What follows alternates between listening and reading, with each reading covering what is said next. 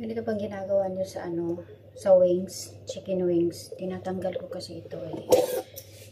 Kasi nung nasa Saudi ako, pinapatanggal ko ng amo ko lalaki.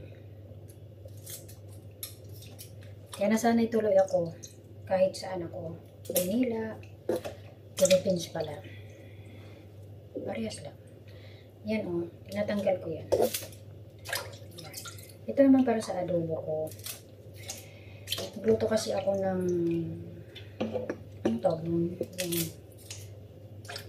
udong ba? Malibang sa sotanghon, may udong. So, ganito na yung itsura ng wings ko. Ganyan. Adobohin ko para lang sa akin. Para sa mamaya pasting ko sa Ramadan. Kasi mag-Ramadan na mamaya. Kasi ngayon ay March. Lupas pala pinagawin. Ngayon kasi March 2. So, lupas pinagawin. So, ayun. Nagpapagatan ko siya nila. And then, ganyan lang siya. And then, yung udong tawag dito. Udong ko ay, luto na siguro to. Ayan. Diba? Gusto ko kasi may sabaw. Para may mahigop-higop naman ako. Itong espadang sili. Yan. Then tatakpan ko siya. Then siyempre i-off na natin para wag naman masyadong malata yung espadang sili. Ito naman adobuhin ko, chicken wings, ay bababad ko yan sa asin para mawala yung pagka lansa-lansa niya. Hindi malamsa masyado. Wala lang yung amoy niya. Ganun lang. Saka para masyadong malinis. Para malinis naman. Meron pa naman akong nagayat na bawang. Tagi-isa-isa. Gusto ko kasi sa adobo ko, kahit anong klaseng adobo, maraming bawang at saka luya. Naka-slice na rin ako ng luya. Gusto ko kasi sa adobo ko ay may mga buo-buong bawang at saka i-slice pa ako ng maliliit, as in maliliit ng bawang. Kasi yun ang igigisa ko doon sa kasabay ng sibuyas, luya, at saka manok. Itong igigisa ko, itong i-slicein kong maliliit na bawang. Ganyan lang siya. Simple lang naman. Hindi naman masyadong maliliit. Basta mayroon lang akong maisabay na igigisa doon. Gigisa pa ulit-ulit. Ganyan. So, okay na ata yung ating, ako lang pala, yung udong-udong doon. Transfer ko na siya kasi okay na siya.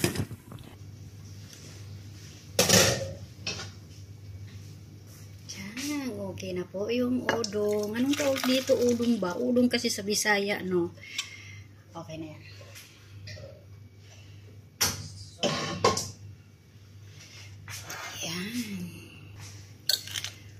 Ito na rin yung ipo-breakfast ko. Kasi kaninang umaga gumawa ako ng chai halik. Breakfast tayo mga kamarites.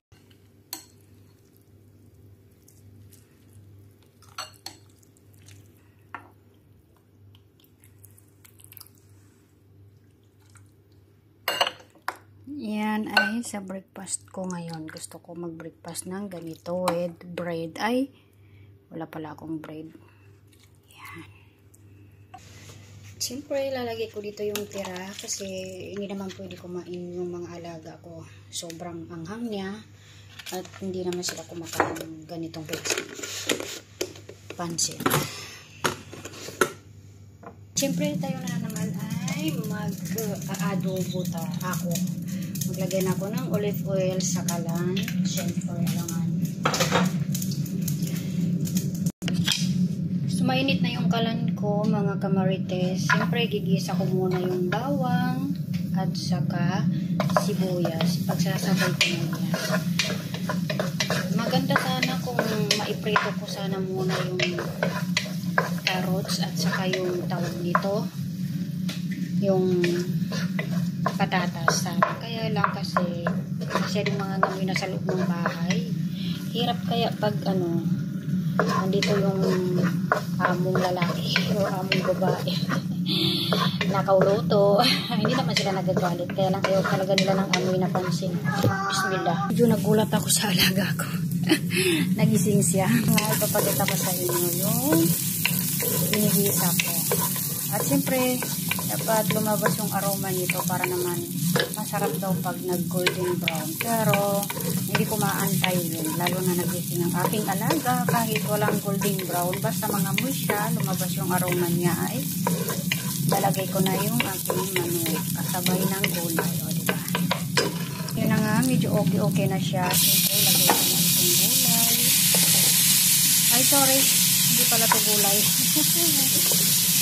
Yung chicken wings. Ayan. Sasabay ko na rin tong loya at buo-buong bawang. Okay, mag-alala, kinakamay ko lang yan kasi ako lang naman katain. Diba? Mawawala sa adobo itong mahiwagang dahon at itong buo-buong paminta, diba? Hindi yan pwede mawala, diba? Siyempre, ibigisa muna. Rin to para maprito siya. Kasi maganda sana kung naiprito yan sana. Kaya lang, wala ng oras. Kina ako ng durog na paminta, konting asin, then siyempre soy sauce. Ay nako, konti yung utak ng aking soy sauce. Okay lang. Oyster sauce. Siyempre dagdag pampalasa rin, diba? Pagkahalo-haluin ko na siya kasi nalagyan ko na siya ng pampalasa para hindi naman maalat sa kabila at walang lasa sa kabila. O, diba? Iwan ko lang kung naririnig niya ako. Tinamad lang ako mag-voiceover. Lagyan natin ng kaunting tubig. Siyempre, gusto ko kasi sa adobo minsan may sabaw. Pero ngayon, yung cravings ko ngayon, walang sabaw. As in, walang sabaw. O, diba? May as in pa. Yan. Okay na yan. Medyo takot lang natin ng mga 5 to 7 minutes papakuluan.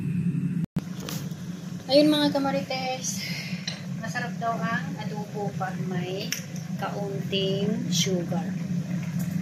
Diba? May pagka-sweet lang na maanghang. Sweet na maanghang. At syempre, maliban doon, maglalagay tayo ng anong tawag nito?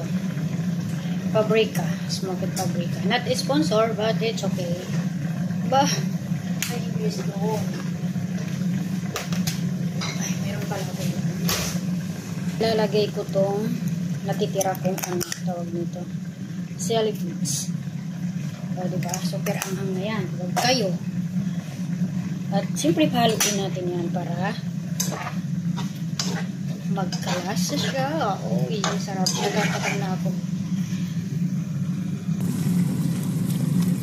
Nakakatakam na siya mga kamarites. Ayan. Kunting tiis lang, maluluto ka na. So, tatakpan natin. Siyempre, wait lang ng 5 minutes ulit. Kasi medyo matigas-tigas pa yung mga vegetable niya. Mga carrots lang naman at saka patatas. Kanina pa kumukulo yung adobo. Siyempre, lagay ko na tong sili. Espadang sili, espadang mahaba. Takpan, pakuluan ulit. At siyempre, ganyan-ganyan yung gusto ko. Yung kunti lang yung sabaw niya. Pwedeng-pwede na to. Ayan, mga kamarites. Ahunin ko na yung adobo. O, diba? Gutom na ako pero hindi pa ako nakapagsaing. Yan. O, diba? Mamaya magsasaing ako mamaya. Kamarites, luto na yung aking adobo na mamaya ay magpapasting ako. Kaya ito ang uulamin ko syempre.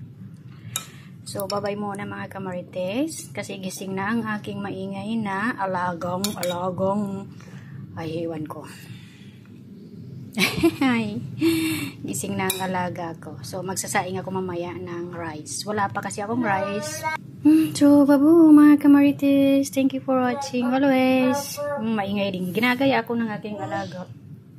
Thank you for watching ulit. Bye-bye.